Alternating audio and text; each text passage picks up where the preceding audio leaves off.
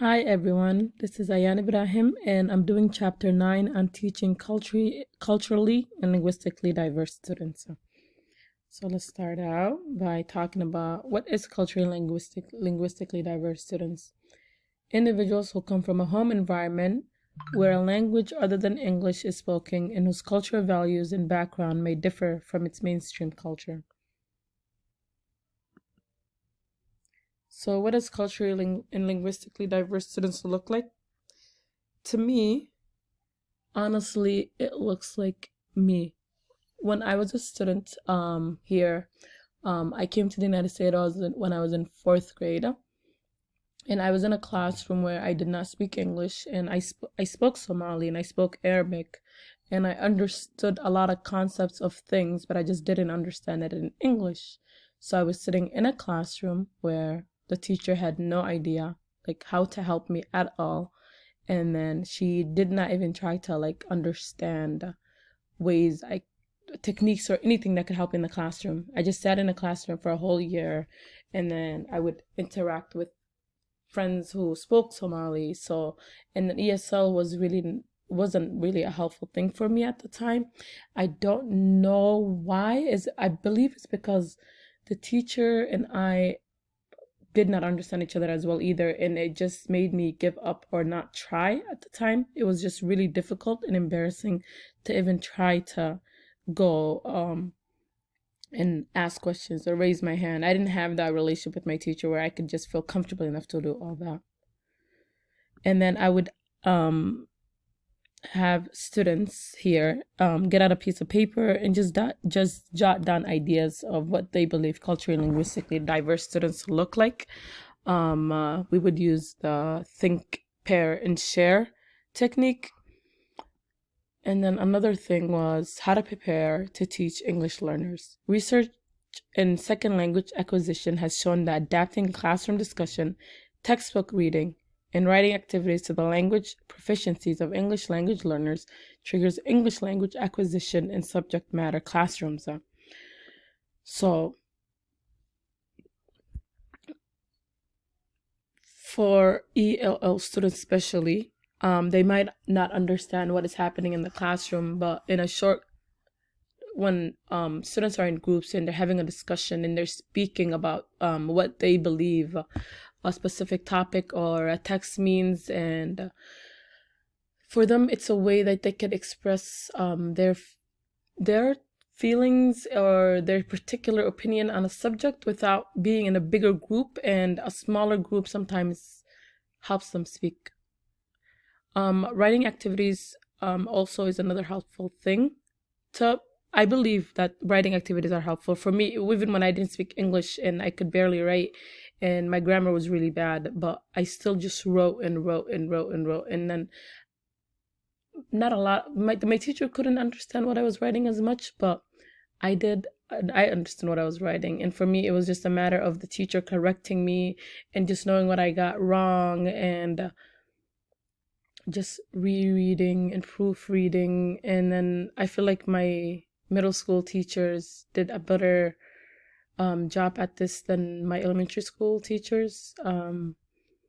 They would have a notebook for me in the classroom, and I would literally just write whatever I thought was happening in the books or whatever was happening in the newsletters we were reading. And then she would just edit whatever I wrote and just give it back to me, and then I would rewrite it, and then I would edit the work, and then she would read it again. It was just a journal for me, and it was really helpful. Work with other professionals. So ELL teachers, ESL teachers, or EL teachers, and general content teachers can build a relationship where they can help their students. For a student who's in ESL classroom and is also in a general content classroom, would not, for example, say I'm in social studies right now and all these different history things are going on and I have no idea what's happening in the classroom. What my ESL teacher could do is he could connect with my social studies teacher. They can find ways to help me or they can take the article or whatever we're reading in the classroom that's so intense for me to understand, take it back to ELL, and then have a modified version of it, read it, understand it better. So when I go back to class the next day, like, I know what my classmates are learning. I might have learned it in a different way, where it was more modified for me to understand, but at least I'll know what's happening in the classroom and I won't feel left out.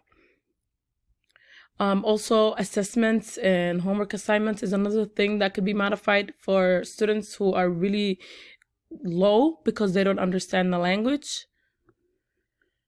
And then these were terms I came across and I thought they were really helpful for teachers. Comprehensive content is just a matter of understanding the text. Teachers just need to have methods to make the text more understanding for students. Comprehensible input. It's a matter of having a language that is understood by the student to process and really know what's happening in the text. Culturally linguistically responsive teachers are educators who become knowledgeable about the students and are open to understand their culture, and sometimes even contributing a little bit of their culture in their teaching. English as a second language is a term used to refer to classes or programs in which English learners are taught. At the time I was in school, we didn't really use the word ESL, English as a second language. We used ELL, English language learners, because sometimes people spoke more than one language. And sometimes people spoke a language other than English and then another language. So I would, like for me right now, I speak 3 languages. So English wouldn't have been my second language. It would have been my third language. So it didn't really make sense. So they just, at the school I was at, they would just call it English as a language learner. And then English learners are students who are learning English in addition to their native language. Native language, a student's first language, scaffolding technique in learning, providing varying degrees of support throughout the learning process for initial instruction to independent instruction. Sheltered instruction is a teaching content to English learners in strategic ways that makes the concept comprehensive with promoting the student's academic language development. This was a video I came across, and our voice, our actions, ourselves, it really stood out to me. It was really powerful. And then a quote that I have here is, "I can't ask any questions because I don't know how to ask," was said by an English learner student. So let me just play this clip.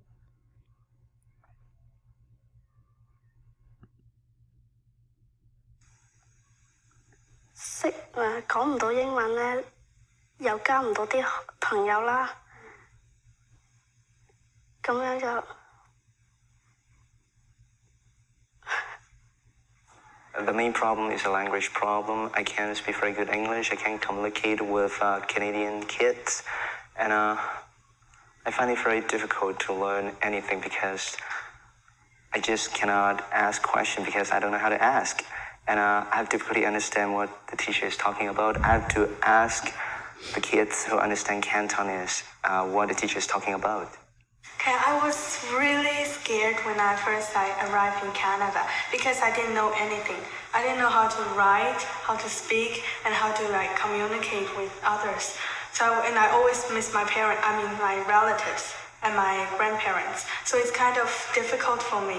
And I have to struggle through all these problems. So at first I thought, why did I come to Canada? I really want to go back, but now it's getting better.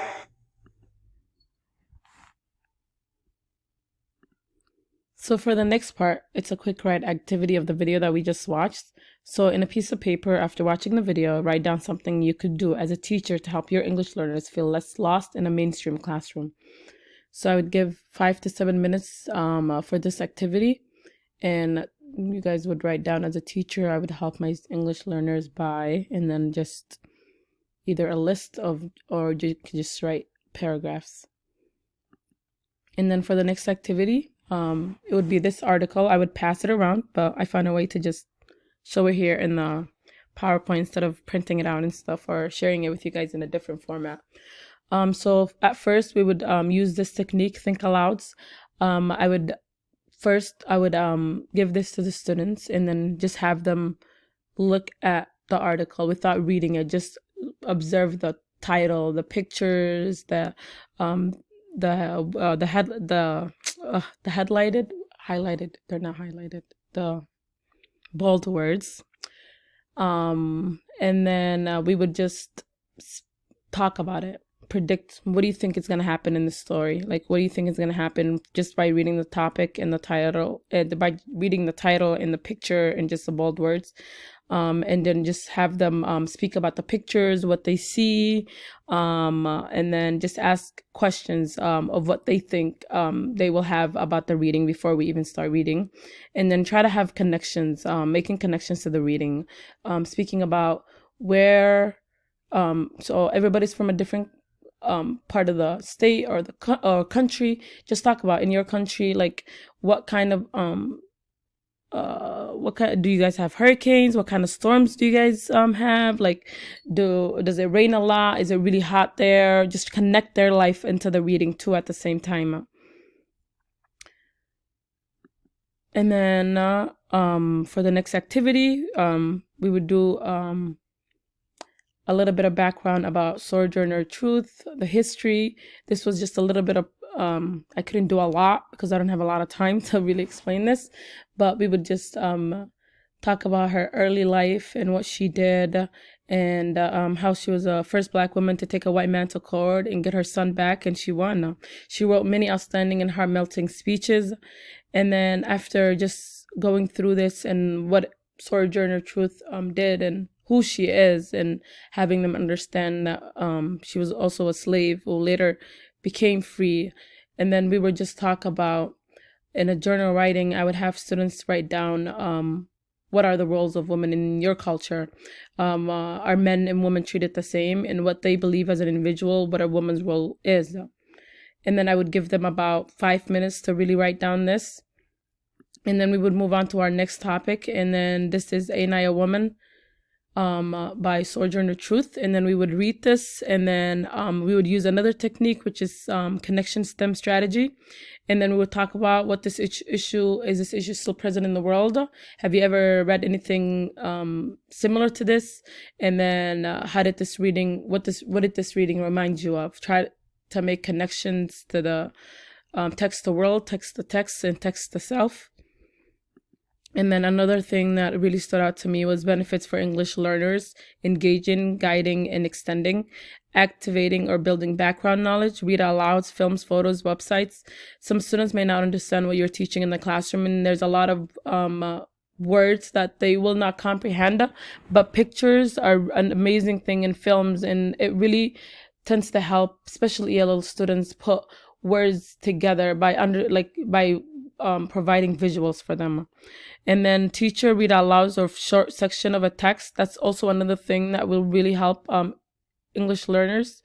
They might not be able to read it, but once they hear you say the words and follow along, they'll understand that that's how you pronounce a particular word for next part. And then making connections to life experience. Everybody has an experience of some sort. It doesn't matter where you come from. It doesn't matter where in the world you were at. There's always a connection. So try connecting what you as a teacher is teaching to your classroom, to also your students, trying to have them speak about particular things that they face. Like, for example, like when I was talking about the article, we didn't have enough time to go through it really, but the hurricane, try connecting something, whatever you're teaching to your students. Ask them, like, what happened, what kind of storms or particular things would happen in your country that might not happen here, and just having them have a conversation and feel comfortable to really discuss things in the classroom. And towards the end, we'll do an exit ticket. And then how could this phrase, it takes a village to raise a child, be elaborated to teaching English learners? And I really believe that for me, myself, that this is a resource to teach ELL, a resource to really teach the ELL students is collaborating with other colleagues to really help these students feel at home. They might not America might be their next home, just making them feel like they're welcomed and that they are here in the classroom and that you are here to help them and make sure that they rise above everything that they might be having a difficult time with. And then what does it mean to teach culturally and linguistically diverse students? And then one thing a general content teacher can do to help English learners. And that will be all. And I'm running out of time, so thank you.